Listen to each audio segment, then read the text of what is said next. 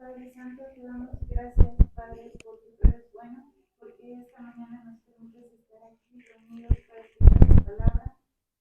Te pedimos, mi Dios, que abras y preparas nuestros corazones para recibir tu palabra, para recibir palabras de aliento, para recibir lo que cada uno de nosotros necesita escuchar, Padre. Sí, Padre. Que este día salgamos muy bendecidos, muy alentados, aprendiendo algo nuevo, sabiendo que tú tienes cuidado de todos nosotros, Padre, que nada de lo que pasa es una casualidad, que siempre estás cuidándonos y al pendiente de nuestras vidas. Te pedimos por los que no pudieron venir, para que tú los cuides, Padre, y que dentro de 8 días puedan estar aquí. Dale gracia y sabiduría amor para impartir el estudio y habla tú a través de ellos. Todo te lo pedimos por el dulce nombre de Jesús. Amén. Amén, amén, Dios mío. Ok, bueno, acuérdense, estamos viendo los atributos de Dios y se ha descrito a través del estudio, a través de la palabra, la esencia, su carácter, ¿verdad? Estamos viendo el valor intrínseco, la esencia del corazón de Dios. Y dices, bueno, primero que nada, ¿por qué lo estoy haciendo? Por dos razones. Una, porque no puedes amar a alguien que no conoces. Lo tienes que conocer y cuando lo conoces, entonces, ¿verdad? Pues lo empiezas a amar. Entonces Dios quiere darse a conocer delante de ti a través de la palabra. La otra es porque al escuchar cada atributo de Dios, lo que Dios quiere darte es seguridad, confianza, esperanza, aliento, vida, ¿sí? Que tu vida vaya en el camino que Dios ha trazado. Entonces también dice que la palabra de Dios es lámpara a mis pies, es tu palabra, dice la Biblia. Entonces también estamos profundizando porque queremos que Dios nos guíe, ¿sí? Con su corazón, con su pensamiento, con sus anhelos, para que entonces nosotros vayamos por el mismo camino que Dios va. Es más, Él nos traza el camino y Él nos lleva por el camino. Es algo maravilloso, ¿verdad? O sea, es algo que a través de la gracia Dios lo va haciendo. Entonces, por eso es que me he detenido tanto a describir en cada salmo el carácter de Dios. Estamos viendo y profundizando en el carácter de Dios. ¿Para qué? Para nuestra edificación, para que maduremos, para que le conozcamos y en consecuencia nuestras vidas se transformen, ¿verdad? La transformación, fíjate, hoy estaba leyendo en la mañana a las 6:30 que leí de 6 a 6:45, estaba leyendo el pasaje donde Jesús 3 veces le dice al Padre que si es posible, que si existe otra posibilidad, pase de sí la copa que va a beber, pero que si no hay otra oportunidad, entonces que se haga la voluntad de Dios, ¿verdad? Entonces, pero fíjate, eso me encantó, porque también el testimonio que vimos la semana pasada, o sea, todo a partir de que somos honestos, le puedes decir, te dice Dios, pues ve por este camino, pues dile, no quiero, Dios, o sea, estoy hablando en un escenario, pero yo sé que tengo que ir por este camino.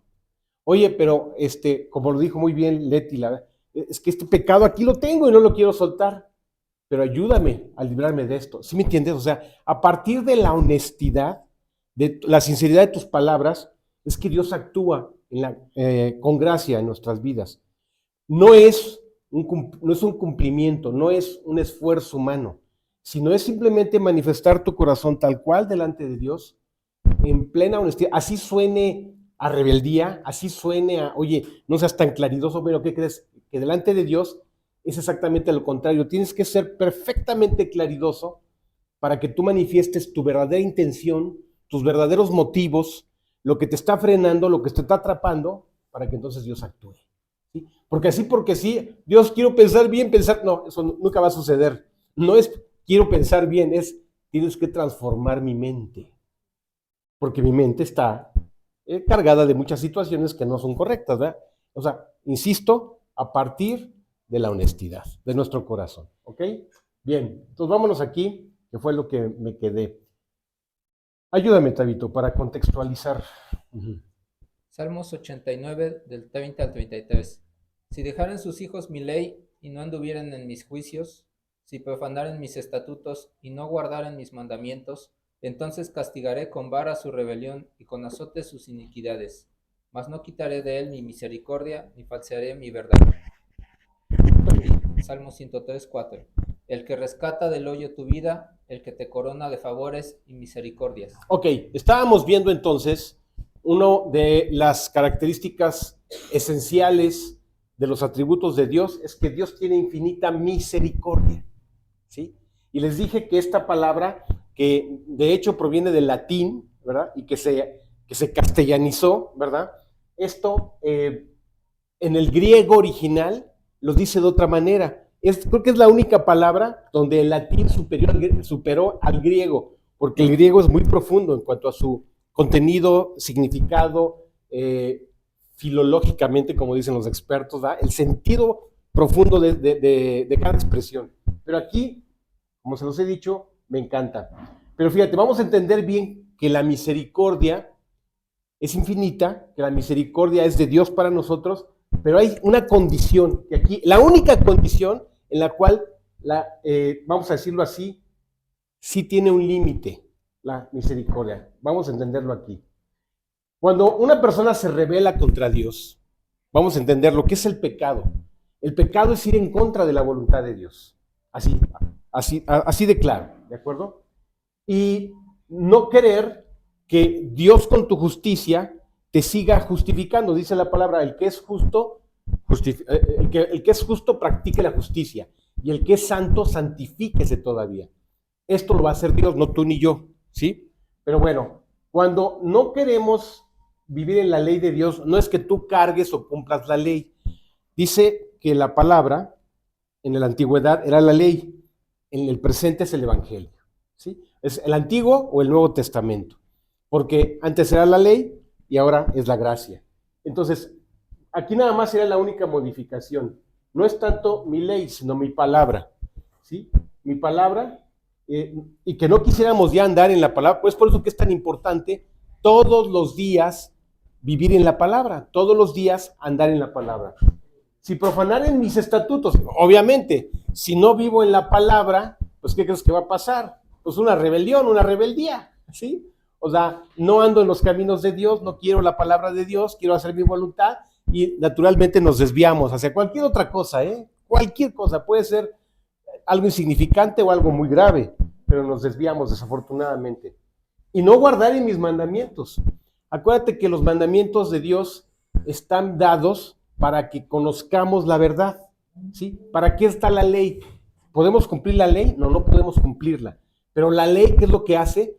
Es el espejo de la justicia, es el espejo de la santidad de Dios. Y entonces cuando yo me miro delante de la ley, digo, caray, no, pues no he cumplido ni esto, ni esto, ni esto, ni esto, ni esto, ¿sí? Entonces la ley saca de mí, de donde la realidad de lo que no estoy viviendo, de lo que no estoy permitiendo que la haga en mi vida. Pero yo no puedo cumplir la ley, tú no puedes, nadie puede aquí cumplir la ley ni mandamientos. Cuando tenemos una comunión con Dios, la gracia lo produce. Es más, le dices, yo no quiero ni puedo, y entonces Dios, pero hazlo tú, Dios. Cuando soy débil, entonces soy fuerte. ¿De acuerdo? Dios es quien lo hace. Luego dice por acá, entonces, espérame, castigaré con vara su rebelión. O sea, claro que al que es tu hijo, los que aquí, los que son padres, en algún momento de tu vida no tienes que llamarle la atención a tu hijo, no tienes que decirle, ponerle límites, no tienes que decirle, esto no, si lo vuelves a hacer, vas a tener un accidente, una desgracia, una consecuencia, ¿sí? Y entonces fíjate, los papás que nunca ponen límites a sus hijos, pues de repente terminan detenidos, de repente terminan en un hospital, de repente terminan hasta en la tumba, ¿me entiendes? Entonces, Dios como Padre justo, perfecto y eterno, Él dice que, fíjate, me encanta, dice la vara. Una vara, ¿qué crees? ¿Duele? Sí, sí duele, pero no hace más que eso, ¿sí? O sea, claro que va a doler, pero una vara no es un marro, ¿verdad? Una vara no es algo más serio, ¿verdad? Entonces, si es necesario un varazo, a lo largo de nuestras vidas, Dios ha tenido que dar varazos. ¿Se acuerdan el día? Fíjense, me costó muchos años entender el por qué cuando yo llegué a Puebla hace 10 años ya casi, pues en la gasolinería pasa lo que pasa, el incidente, y me detienen el carro, ¿no? ¿Sabías que eso fue una disciplina para mí? Eso fue un varazo de parte de Dios. Pero fíjate, aquí podría tener dos. Enojarse con Dios, eso es lo peor que puedes hacer, Porque nadie que haya endurecido su corazón contra Dios le ha ido bien. A nadie.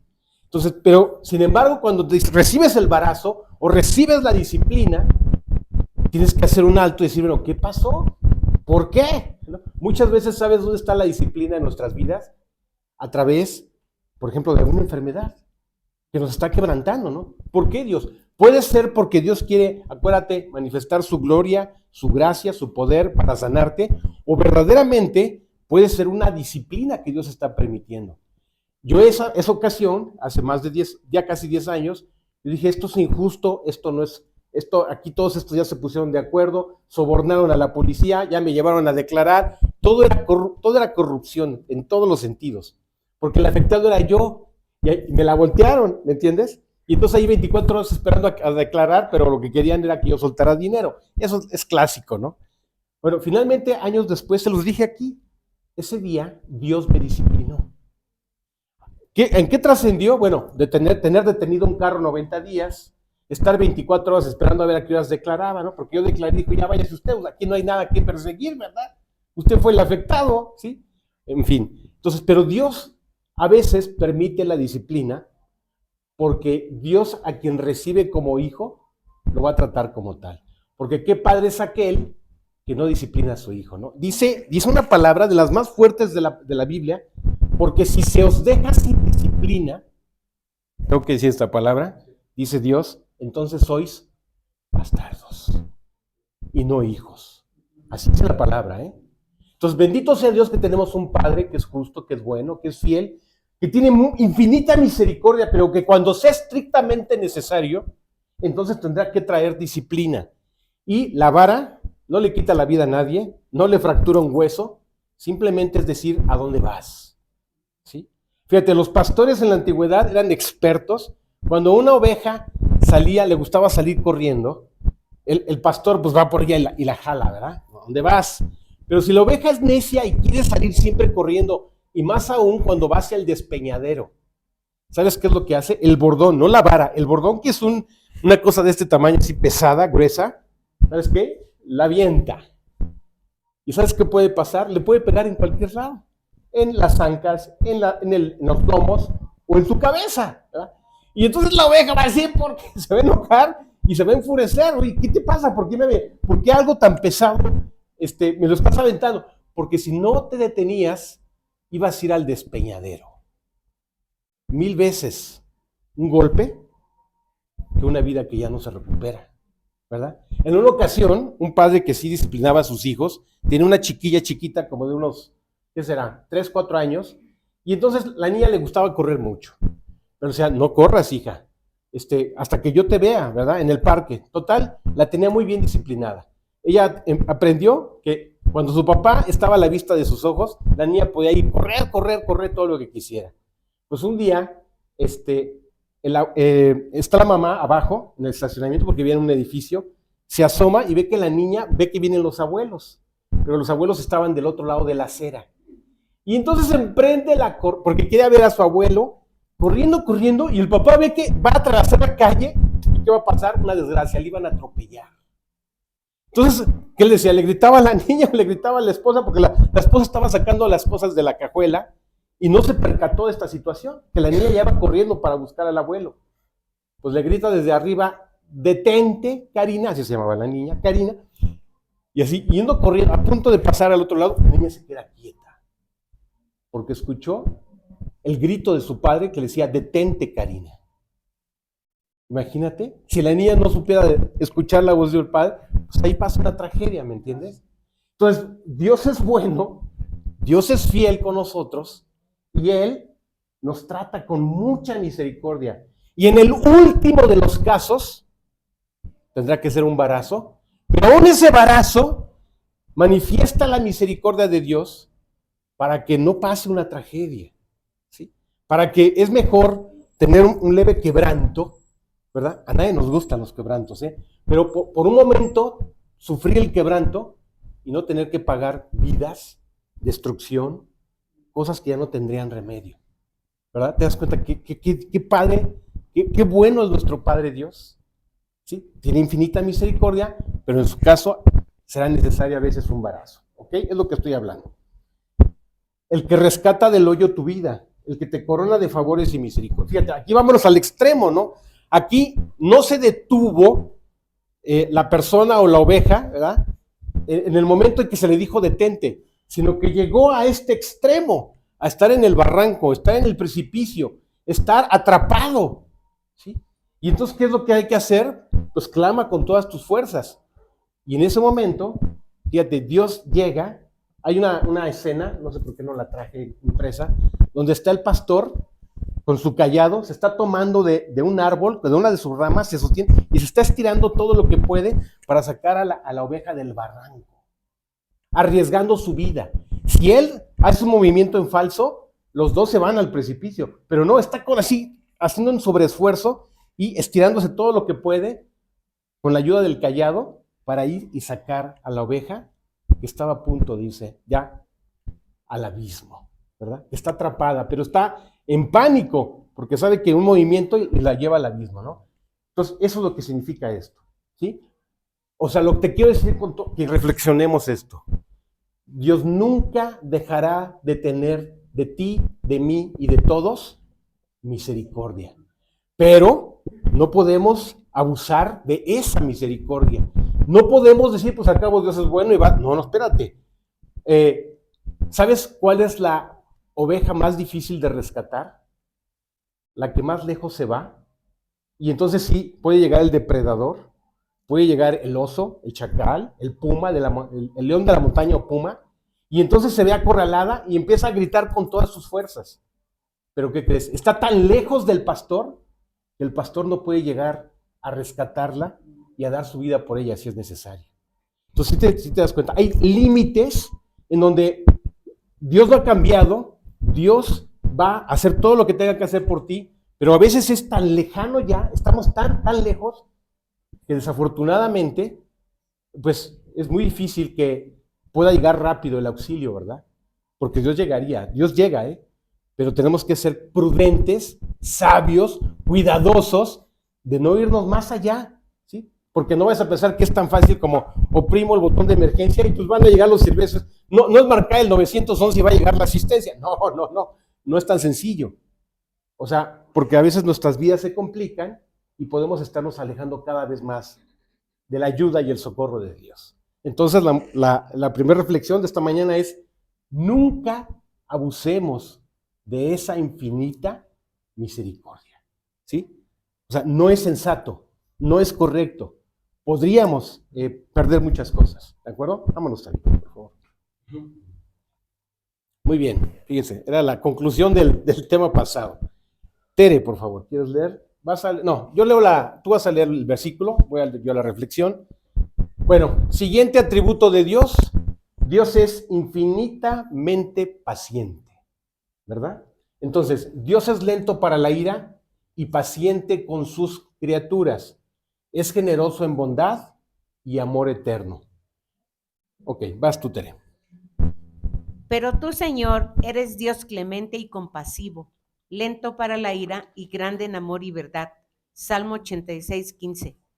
Salmo 78:38. Pero él, misericordioso, perdonaba la maldad y no los destruía, y apartó muchas veces su ira, y no despertó todo su enojo. Ok, vamos aquí a ejemplificar y profundizar.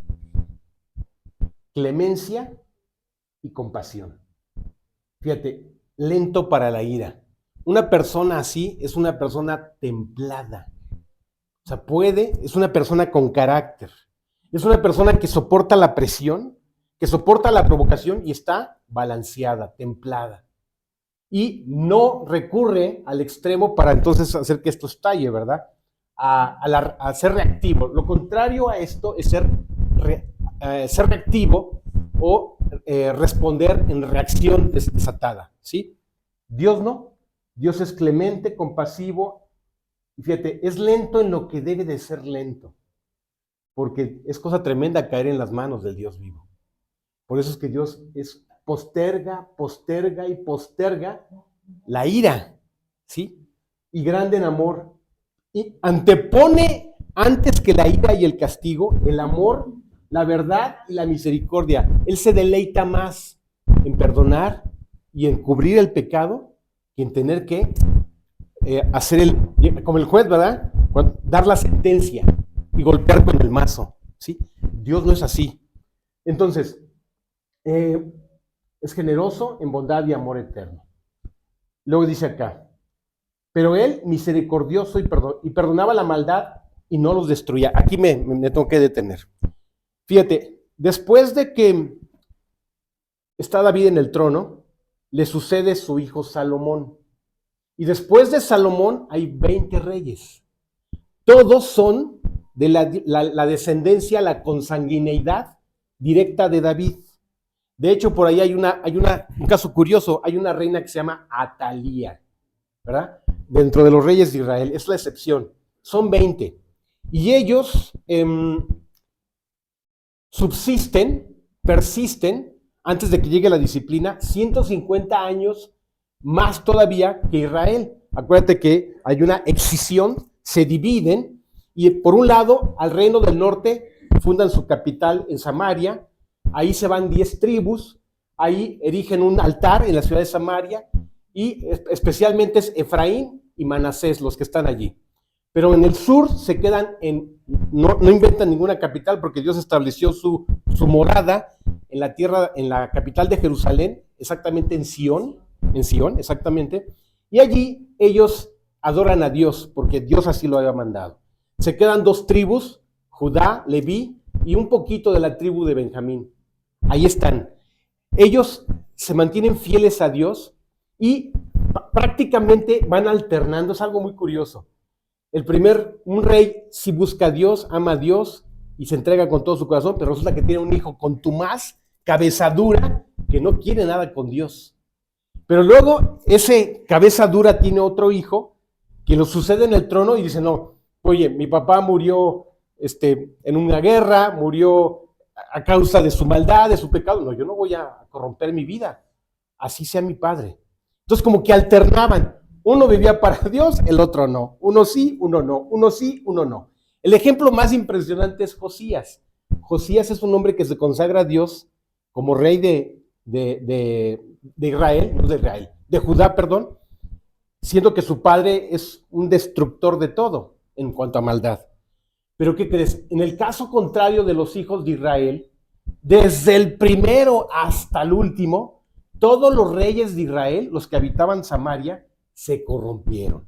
Y conforme iba sucediéndose, ahí no era una familia real o linaje real. Prácticamente eran tribus que se enfrentaban, y ahora sí que el que mataba al otro era el que gobernaba. A través de traiciones, a través de trampas, a través de mentiras, se iban alternando así uno a otro, pero prácticamente eliminando al contrario. Ese reino de Israel es destruido. Pero lo que te quiero decir es que pasan muchos años para que Dios llegue y juzgue. Antes les envía muchos profetas, les envía a Isaías, a Jeremías, a los pesos pesados de los profetas, es a quien les envía para que se arrepientan y vuelvan al camino. Pero llega un momento en que Dios tiene que juzgar. Eso que se nos grabe, ¿eh? O sea, Dios puede tener toda la paciencia. Dios puede tener toda la misericordia. Dios puede esperar y esperar y esperar. Pero fíjate que el problema no es Dios. ¿Sabes cuál es el verdadero problema? Nosotros, porque cada vez vamos permitiendo cosas que nos van endureciendo, que nos van corrompiendo, que nos destruyen más y más. Y finalmente, la destrucción mayor no es la que Dios provoca. Dios no destruye nada. Es nuestra propia maldad la que finalmente deja consecuencias muy destructivas, como fue en el caso de Israel. ¿Sí? Cae Israel, y fíjate, ¿quién es el que llega y los destruye? Un rey que venía de Asiria y destruye la ciudad de Samaria y se los lleva a todos cautivos. 150 años después, todavía subsiste más tiempo, la ciudad de Jerusalén, el Sión específicamente, pero en el año 586, fíjate, la ciudad de Samaria cae en el 722 antes de Cristo y la ciudad de Jerusalén cae en el 586 antes de Cristo, o sea, más o menos son más o menos 150 años. ¿Te das cuenta? ¿Por qué tuvo que llegar el juicio primero porque nunca hubo un corazón que buscara a Dios? La diferencia es que Judá, a pesar de que algunos reyes eran perversos, el hijo decía, pues tú serás mi padre, pero yo voy a definir mi vida a buscar a Dios con todo mi corazón. Y entonces por eso Dios prolongaba y prolongaba y prolongaba el juicio. Y finalmente cuando llega el juicio a la tierra de Jerusalén, a Sión, se le profetiza, ¿sí? Hay un profeta, Jeremías, y dice, van a ser nada más 70 años, porque Dios no puede, será lo necesario y lo estrictamente necesario para que mi pueblo vuelva su corazón a mí. Y Daniel se va como chiquillo, como un muchachito de 14 años, y cuando tiene unos 70 años, lee la profecía y le suplica a Dios que perdone a su pueblo y que regrese los cautivos que están primero en Babilonia y luego en el reino medo-persa. Y Dios cumple a cabalidad su palabra de regresarlos a su tierra.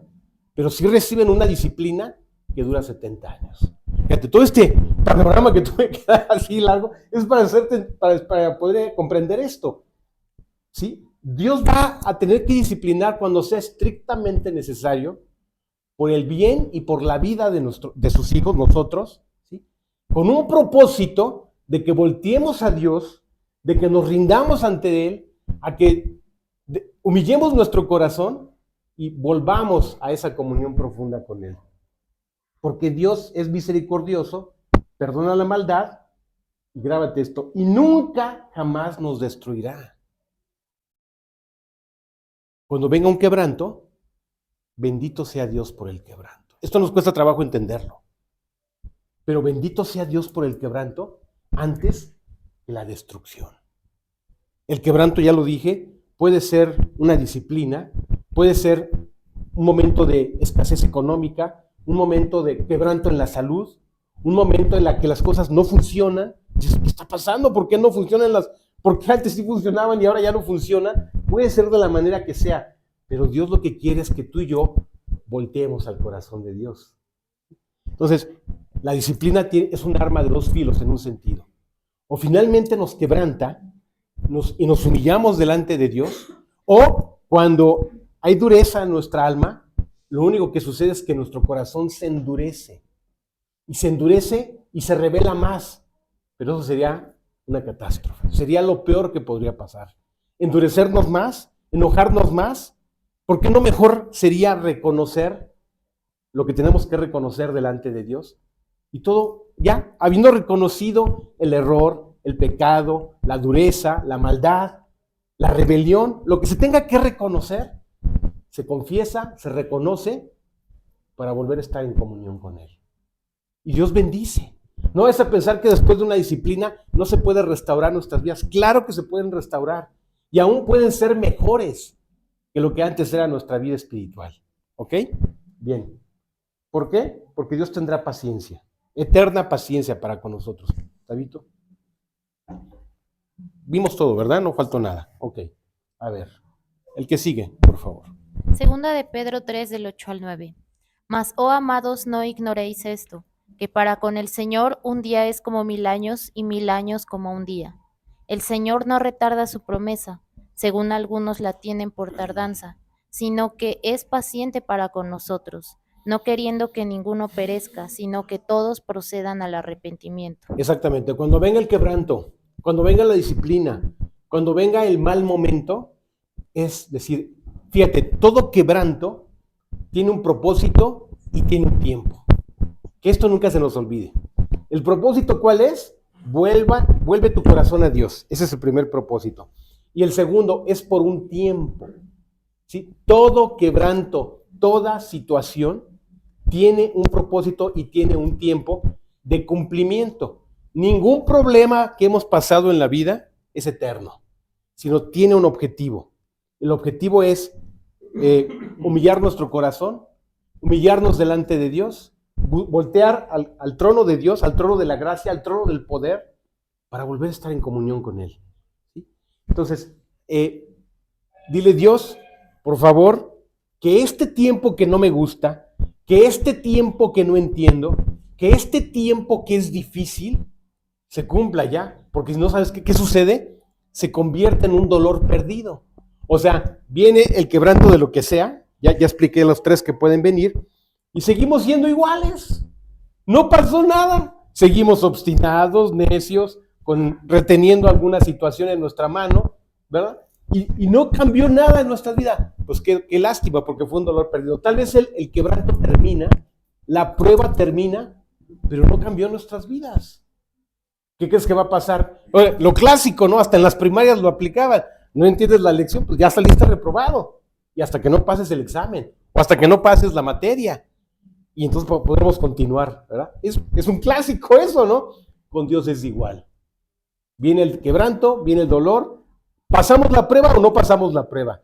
Pasar la prueba no es decir, mira, me hizo lo que el viento Juárez. No no es pasar la prueba. Es decir, Dios, ya entendí. Ya comprendí por qué me pasó esto. Porque tú querías que yo tuviera una vida más profunda contigo. Porque querías que soltara este pecado que traía en mi mano. Porque a lo mejor estaba muy altivo, muy soberbio, muy suficiente. Por N situación.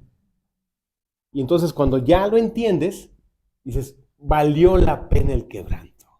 Valió la pena el dolor. Valió la pena la escasez.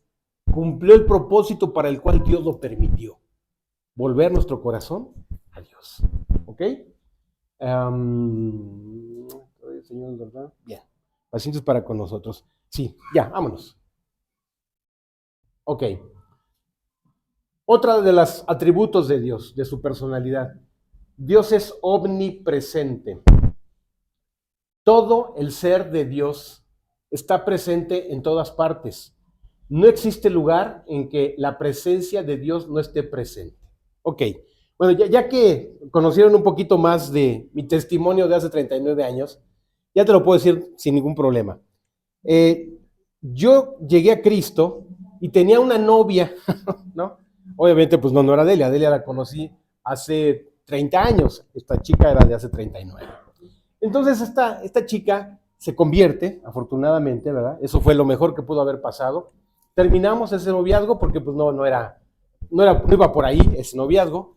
Y ella, algo maravilloso es que Corina le habla a su papá, estando así en terapia intensiva a punto de morir.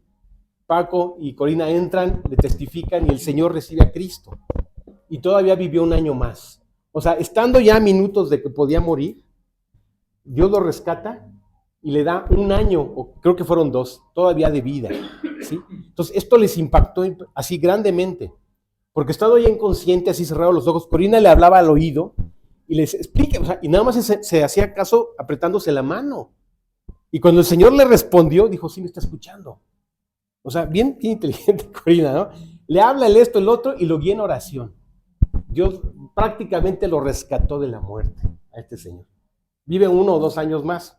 Pero entonces algo que, finalmente yo había decidido ya terminar con esta relación con ella, pero algo que me llamó mucho la atención es que dije, oye, le dije, ¿estás leyendo? Sí, sí estoy leyendo. ¿Y estás orando? Sí, sí estoy orando. Oye, pero tengo una duda. ¿Qué duda tienes? ¿Acaso Dios me escuchó? Y dije, oye, ¿oraste? Sí. Pero dalo, por supuesto que te escuchó. Pero ¿cómo me puede escuchar a mí ahorita? Y si alguien fíjate, me dijo así, si alguien a la misma hora, el mismo día, estaba orando, ¿a poco también lo escuchó a él? Yo sería la única persona que estaría escuchando en ese momento. Y dije, ay, mija, tú no has entendido nada, mija. ¿Sí? Le faltaba entender esto. O sea, ¿tú crees que Dios es como un presidente y en su agenda la satura? Y entonces, ¿qué crees, manito? Ya no tengo chance para ti. Ya tengo saturada la agenda, ya entregué todas las citas y espera tu turno. Ándale, no alcanzaste ficha, hijito. Ay, espérame, ¿no? Pues ¿de quién estaríamos hablando? De un absurdo. No, Dios es omnipresente. ¿Sí? Todo el ser de Dios está presente en todas partes. Aquí, allá y acullá, en cualquier horario, a cualquier momento, Dios escucha al que clama con todo su corazón. No existe lugar en que la presencia de Dios no esté presente. Acuérdate, ¿sabes por qué Dios vive en tu corazón? Primero que nada, porque Dios es espíritu. Y Él está en comunión con nosotros. Y es un Dios personal, personalísimo. Y cuando tú estás en comunión con Él, Dios está para ti. Y escucha y entiende tu necesidad. Es todopoderoso. Ok, Salmo 139:7. ¿Quién va? ¿A dónde podría alejarme de tu espíritu? ¿A dónde podría huir de tu presencia? Ok. Aquí lo está diciendo David. Cuando la gente piensa, es que me gustaría irme muy lejos, terminar con esto, irme a otros aires, otros lugares. No. Así te fueras a la Patagonia, ahí va a alcanzarnos las consecuencias de nuestras decisiones y ahí tendremos que darle cuenta a Dios. Así estuvieras del otro lado, en el hemisferio norte, en Alaska, ¿verdad? No, mira, aquí todo está congelado. Y yo creo que aquí yo solito voy a hacer, aunque está muy frío, ¿verdad? Estemos donde estemos, las consecuencias de nuestras decisiones nos van a alcanzar, ¿sí? O sea, no nos podemos fugar de este mundo, no nos podemos fugar de nuestra realidad, ¿sí? No nos podemos borrar del mapa. Todo el tiempo nos va a alcanzar esta situación. Fíjate, me acuerdo de un vecino, perdóname que ande aquí chismorreando con mis vecinos de la Ciudad de México, ¿verdad? De repente un señor llegó, así, llegó de repente y empezó a vivir con la vecina, ¿no? No hubo boda, no hubo nada. De repente llegó ahí con la vecina. Ahí estaba el señor, ¿no? Y pasaron, yo era un chamaquito chiquito, ¿verdad? Pasaron mi adolescencia, mi pubertad, mi juventud, me casé. Y de repente llega una familia y le hace, perdón, pero esto parece chisme de vecindad, pero sí es chisme de vecindad, no te imaginas, es un chisme de vecindad. Llega la señora, una señora, y le empieza a gritar y a decir, es que eres de lo peor, tu bajeza, tu miseria, tu engaño. Y dije, ¿qué pasó, no? Y sabes que cuando alguien grita en la calle, pues tarde o temprano te das cuenta de que está sucediendo algo, ¿no? Resulta que era su esposa. Quien 30 años después lo localizó y le fue a decir hasta de lo que se iba a morir, ¿verdad? A lo mejor durante los primeros 10 años, ¿no? Dijo, ya la hice, ¿no? Esto ya me deshice a los 20, ándale, a los 30 años. Su realidad, mándeme. Ya ni sabe acordar de Su realidad, ándale, su realidad lo alcanzó. Y tuvo que, ya te tengo localizado, ya sé que aquí vives y me la vas a pagar todas. Sí, o sea, a veces no necesariamente hay que irse a la Patagonia o a Alaska. A lo mejor pueden pasar 5, en este caso fueron 30 años. Pero un día llega, efectivamente.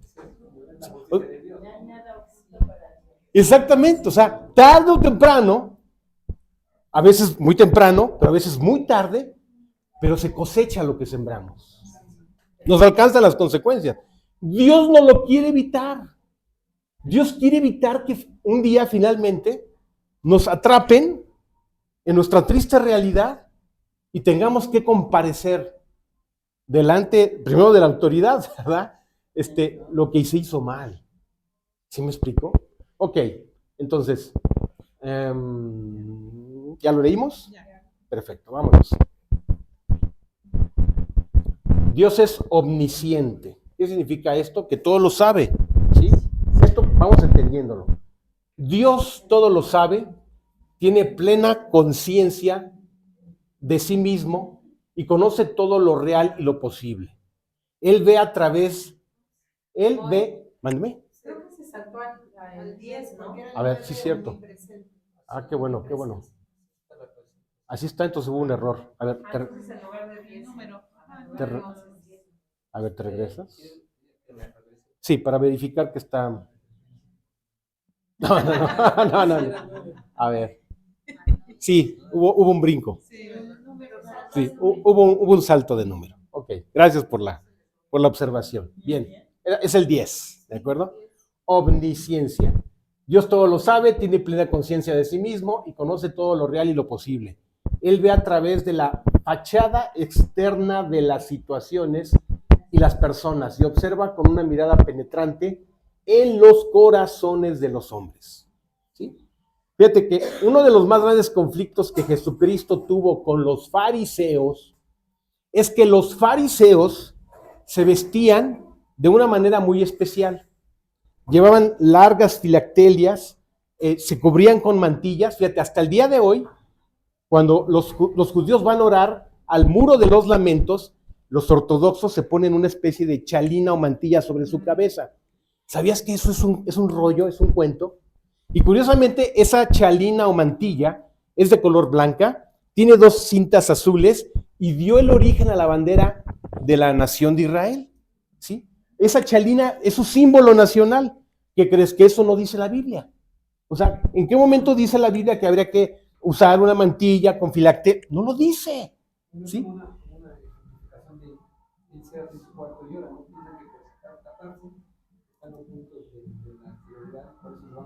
Es un simbolismo que ellos mismos se inventaron. ¿Sí? Es más, para ir a trabajar, así fueran arrieros, lecheros, carpinteros, cuando no están poniéndose la mantilla en la cabeza, la tienen que poner sobre los hombros. O sea, se visten con ropa normal, pero esa mantilla se la ponen encima y luego se ponen el chaleco, saco, lo que quieras. Hablo de judíos ortodoxos. Y entonces cuando van a hacer la oración, se la echan encima, ¿verdad? Y eso dices, bueno, ¿y eso qué? Es un simbolismo. ¿Sí? Nuestros refranes populares mexicanos, el hábito no hace al monje. Pues claro que no, ¿verdad? Es solo una tradición que chocaba contra la verdad de Dios, contra la verdad de Cristo. Y entonces los fariseos se enojaban porque Jesús no seguía ese protocolo, esos mandamientos de hombres que no están escritos en la ley ni en la Biblia. Invención humana, ¿sí? Lavarse 7 veces las manos antes de comer. Bueno, qué bueno que hay que lavarse una vez las manos, y con eso es suficiente. Pero estos amigos nos decían 7 veces. Y entonces imagínate un día que los discípulos de Jesús, los apóstoles, tienen hambre y empiezan a arrancar espigas y se las comen. Y, oye, ¿cómo que estos inmundos no se lavan 7 veces las manos? Los desechaban. Porque ponían por alto los mandamientos humanos, que esto que acabamos de leer. Dios no mira la exterioridad. Dios mira la intencionalidad. ¿Sí? Porque, ¿sabes? Estas cosas que hacían, también algo que les he dicho, les encantaba pararse en cualquiera de las esquinas de las calles principales, aquí donde todo el mundo me ve, se ponían la mantilla y cerraban sus ojos y levantaban las manos. Y entonces, ni se te acerques. El gran señor fariseo está orando. Cállate la boca, no lo molestes. ¿Sí? Y ya no se diga cuando de repente estaban y hasta se atiraban al suelo. Dices, ¡wow! Está clamando por nosotros, ¿no? ¿Sí me entiendes? Entregado. ¡Qué entregado! Pero Jesús tenía un conflicto con ellos, porque les dijo claramente, ustedes son, dijo Jesús, sepulcros blanqueados. Por fuera brillan, están blancos y resplandecientes, pero por dentro son un sepulcro lleno de podredumbre. Mueres, exactamente, no había vida espiritual, sino una fachada, una simulación, una exterioridad. Dios no mira lo que mira el hombre. ¿Sí? Dios mira el corazón, la intención del corazón. ¿De acuerdo? ¿Por qué? Porque todo lo sabe. ¿Sí? Porque Dios todo lo conoce. Y no es una fachada de exterioridad. Es lo más profundo de nuestros motivos, de nuestras intenciones, de lo más oculto de nuestro corazón. En el día en que Dios juzgará los secretos de los hombres, conforme al Evangelio de Dios. ¿Sí? Entonces, Dios no se fía y Dios no le impresiona la exterioridad. Es una mirada así, espiritual, hasta el alma de nuestro ser. ¿Ok? Entonces, como Él todo lo sabe, mejor, ¿por qué no somos honestos? O sea, mejor la recomendación, la siguiente reflexión es, todos seamos honestos delante de Dios. Decir, mira, Dios, a lo mejor la gente puede tener una imagen de mí, pero ¿sabías que eso no importa? Lo más importante es lo que Dios, la verdad en la cual yo vivo todos los días mi vida y mi comunión con Dios. Y eso es lo que pesa. Eso es lo que me transforma. Eso es lo que me llena de vida. Es lo que me da la luz de Dios. Pero no costumbres y no apariencias. Era tal el odio que le tenían que les causaba envidia. Porque ellos hacían toda una parafernalia, así se dice, ¿verdad?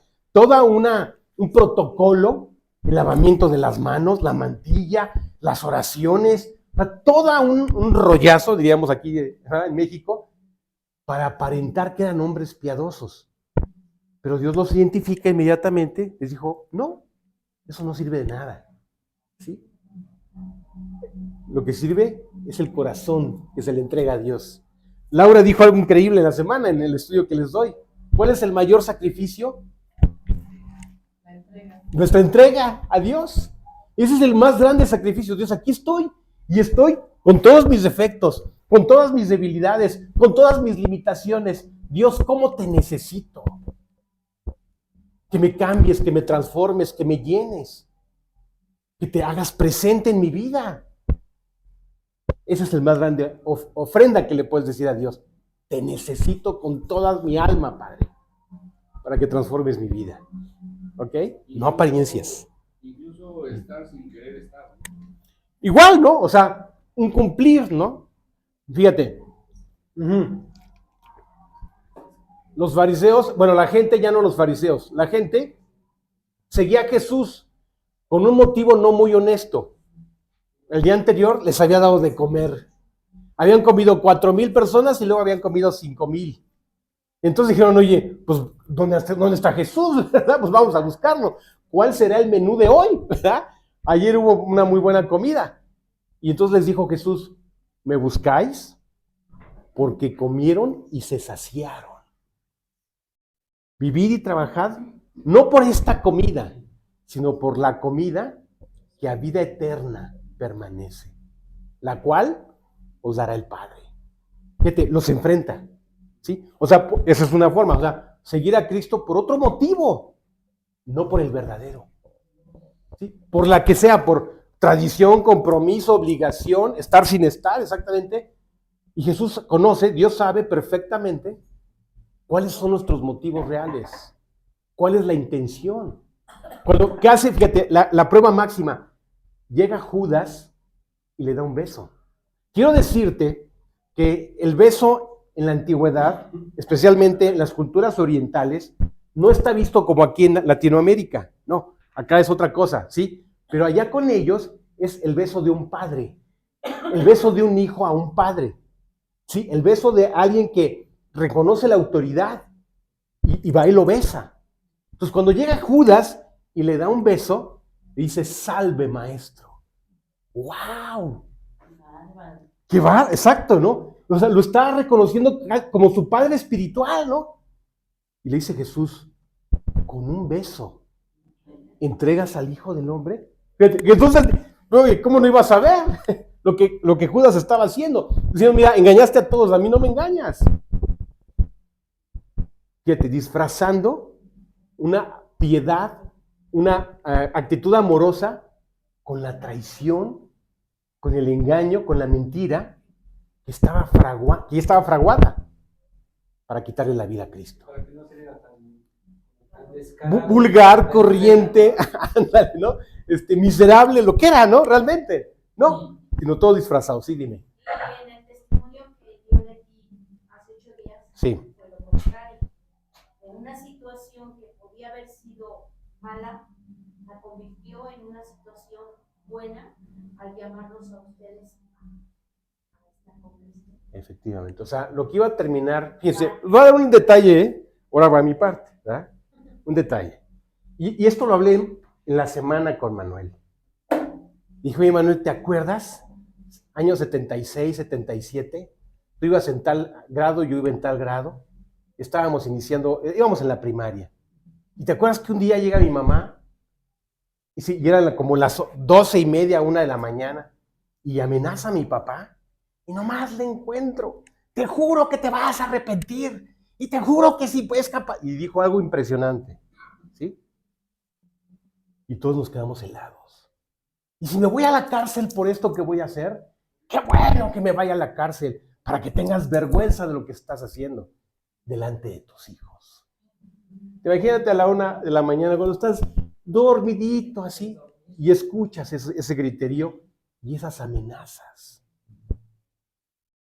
Era ella, ¿sí? ¿Te imaginas? O sea, esto iba a terminar en una tragedia, ¿sí?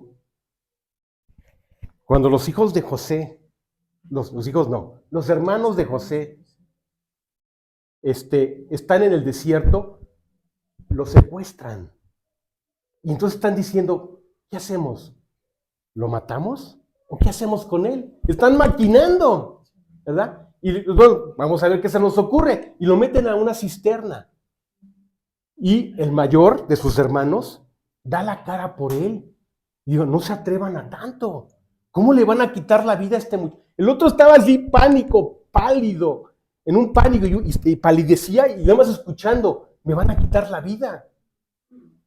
Hasta que finalmente pasa la caravana de beduinos y lo venden como esclavo y se reparten el dinero, ¿verdad?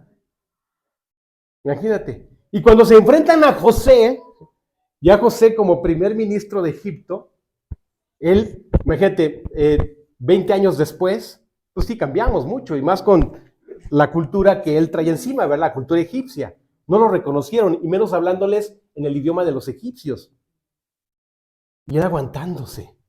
Son mis hermanos, me vendieron. Quisieron matarme. Y conteniendo el llanto de la tragedia que iban a hacer ellos. Y entonces él simplemente les pone una trampa, como lo merecían. La copa del menor en su costal, en el costal de Benjamín, para que si ellos, fíjate, te voy a decir por qué lo hizo así. Porque Benjamín era su hermano 100%, los demás eran sus medios hermanos. Entonces cuando él dice, si estos no se arrepienten, yo rescato a mi hermano y me lo quedo yo, a mi hermano Benjamín. Por eso mete la copa en el costal de Benjamín.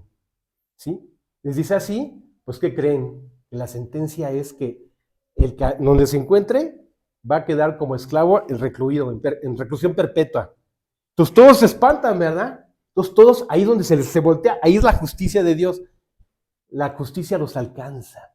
Y los que tienen pánico y pavor y palidecen son ellos. Entonces cuando se abre el costal, lo que dice es algo impresionante. ¿Qué pues diremos a mi Señor? ¿Qué hablaremos? ¿O con qué nos justificaremos? Tú has hallado la maldad de tus siervos.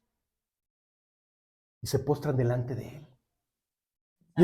Y es cuando él ya no aguanta más. Y empieza a llorar. A gritos llora. Le dice, yo soy José. Quien ustedes vendieron. ¿Sí? Entonces iba a terminar en una tragedia, iba a costar vidas. Lo que ustedes encaminaron para mal, Dios lo encaminó para bien. Pero ¿sabes cómo es que Dios lo puede encaminar para bien? Siempre y cuando, así esas palabras están metidas en mi mente. ¿Qué diremos a mi Señor? ¿Qué hablaremos? ¿O con qué nos justificaremos? Tú has hallado la maldad de tus siervos. Es tan sencillo decirle eso a Dios. Bueno, tan sencillo y a la vez tan difícil. Pero cuando se lo dices, dice, ya. Entonces Dios actúa con piedad, con amor, con misericordia. Y restaura. Sí, Jesús resucitaba muertos. Así, lo que ya está muerto, Dios lo levanta para que haya vida. En su nombre, en su vida, en su corazón. ¿Te das cuenta? Entonces, eso fue maravilloso. Iba a ser una tragedia. Yo estaba esperando, ya crecidito, habiendo practicado 2 artes marciales. Decía, órale, vuélveme a pegar. Por favor, pégame en la cabeza. Nunca más lo volvió. O sea, no me dio, Dios no permitió que me volviera a golpear, porque iba a pasar una tragedia. ¿Sí? Dios se encaminó para bien. Detuvo la maldad de todos. O sea, no vas a pensar que, sí, el malo, no, pues la mala. No, aquí todos. Yo, al menos yo sí. Dios detuvo las cosas para dar vida. ¿A partir de qué? De su amor, de su perdón, de su misericordia, de la restauración que no la puedes producir tú, la produce Dios en nuestras vidas. Esa es la diferencia. Sí, porque abrieron la puerta, ¿no? Sí, tocan la puerta y dices, sí, pasa adelante, ¿no? Porque hay quienes tocan la puerta y dicen, no vas a entrar. Nunca. Así hay corazones duros. Escuchan el tocar la puerta, saben quién es, dicen, no entras. Dices, uy, eso da miedo, porque el final va a ser una tragedia. ¿Ok? Bueno, aquí ya terminé todo. Falta leer el verso. A ver, ¿quién va? Por favor. Señor, tú examinas, tú me conoces, sabes cuándo me siento y cuándo me levanto. Aún a la distancia me lees el pensamiento. Mis trajines y descalzos los conozco. Todos mis caminos son familiares. No me llega aún la palabra a la lengua cuando tú, Señor, ya la sabes todo. Salmo 139, 1 al 4. Detengámonos aquí. Lees el pensamiento. Fíjate nada más. Las intenciones, los motivos, no las apariencias. ¿Sí? Mis trajines, fíjate, mi ir y mi venir, ¿verdad? Andas trajinando, decía mi abuela. Mis descansos los conoces, todos mis caminos. Es más, voy a pronunciar palabra y tú ya sabes todo, Dios. ¿Te das cuenta? O sea, la omnisciencia de Dios. Mira, es mejor cobijarnos bajo ese amor, bajo esa gracia, bajo esa misericordia, porque Dios conoce todo. Entonces, si Dios, cobíjame, Padre. Si esta es mi realidad, si esta es mi triste condición, Dios, cobíjame, protégeme, transfórmame, cámbiame, muda mi corazón. Que yo tenga de ti lo que no tengo. ¿Qué te parece? Entonces, si te das cuenta, delante de Dios nadie se puede esconder. Nadie. Nada se puede ocultar. No hay nada oculto que no haya de ser manifestado. Nada. Entonces, ¿qué descanso? Mejor vas con un corazón humilde, necesitado, honesto. Y cuando miro que tú quieres ponerte, Dios ya sabe todo y mira, queda resuelto. La gracia se otorga, el perdón se otorga, la misericordia se otorga, el amor eterno se otorga. Dios necesita corazones honestos. ¿Vale? ¿Qué les parece? Aquí nos quedamos. ¿Sí? Quedémonos con esa reflexión. Todo se puede resolver a partir de la honestidad. Sí, Julio. Una pregunta. Si hemos arrebatado el en presencia del Señor, Sí. ¿eso libremos libre albedrío? No, el libre albedrío, qué buena pregunta, ¿eh? A ver, desmenucemos qué significa libre albedrío. El libre albedrío es la capacidad que todos los seres humanos tenemos para tomar decisiones. Si quieren, ¿le cortas o...? Sí. Bueno, pueden... Ok. Es la capacidad que todos los